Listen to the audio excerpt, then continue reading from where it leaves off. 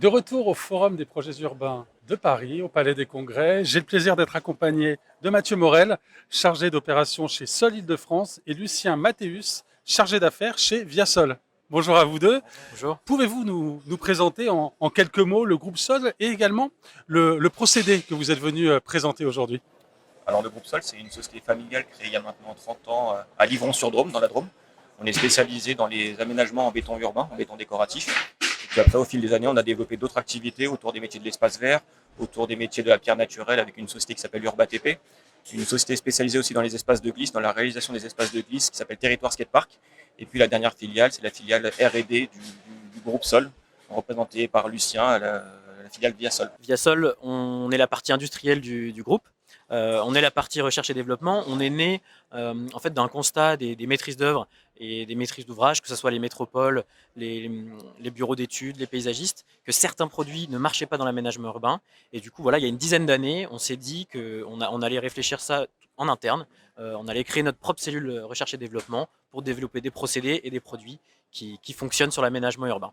Et notamment, celui dont on va parler aujourd'hui, c'est le Via Verde, un procédé de béton alvéolaire et végétalisé qui vraiment se démarque des autres procédés de par son fonctionnement et son principe même. C'est du béton coulé en place, perméable, végétalisé. C'est vraiment la nouveauté, c'est que techniquement, c'est beaucoup plus pérenne que qu'on peut voir d'habitude. On vient en plus, comme je le disais, végétaliser, créer des îlots de fraîcheur et surtout, le plus important, désimperméabiliser. On déconnecte des réseaux. C'était vraiment l'importance du Via Verde. Vous parliez des maîtres d'œuvre. Aujourd'hui, comment vous travaillez avec les architectes, les paysagistes? Alors c'est assez simple chez Viasol et puis même plus largement au sein du groupe Sol, on est vraiment là pour les accompagner. Comme le disait Mathieu, on a pas mal de métiers au sein du groupe, donc que ça soit en espace vert, pour de la pierre naturelle ou pour des aménagements urbains en béton, on est là pour les conseiller techniquement, mais aussi de manière esthétique quand il y a des questions plutôt du côté architecte et paysagiste, et ensuite techniquement quand il faut les accompagner, que ça soit à la phase conception du projet, mais ensuite aussi au niveau des travaux, on est là pour les accompagner. Vous parliez des éléments techniques de béton drainant. Aujourd'hui, est-ce que vous avez quelques exemples pour l'illustrer?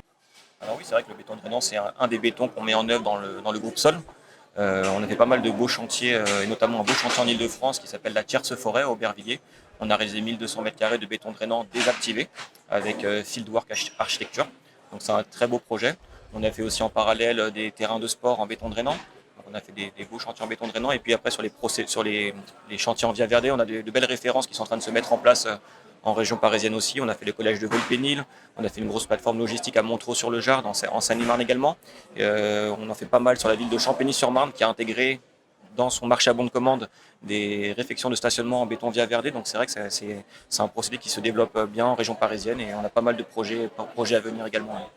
En parlant de projets et de projets à venir, aujourd'hui, le bas carbone, c'est un sujet d'actualité. Est-ce que c'est une perspective de développement pour le groupe Sol? Alors oui, c'est vrai que le bas carbone, c'est un des forts enjeux de demain et même d'aujourd'hui. On a pour objectif, au sein même du groupe Sol, d'utiliser le maximum de béton bas carbone quand cela est possible.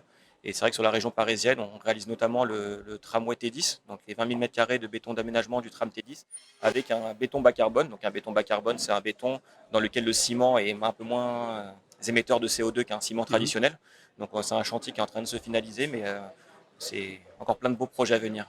Et peut-être pour compléter sur les ciments bas carbone, on a aussi il y a aussi toute l'idée des granulats recyclés qu'on essaye de mettre de plus en plus en œuvre dans nos bétons décoratifs et qui viennent compléter cet aspect vertueux des bétons qu'on met en place. Merci à vous deux. Je vous souhaite une Merci très bonne beaucoup. journée au Forum des projets urbains. À bientôt. À bientôt. Merci, à bientôt.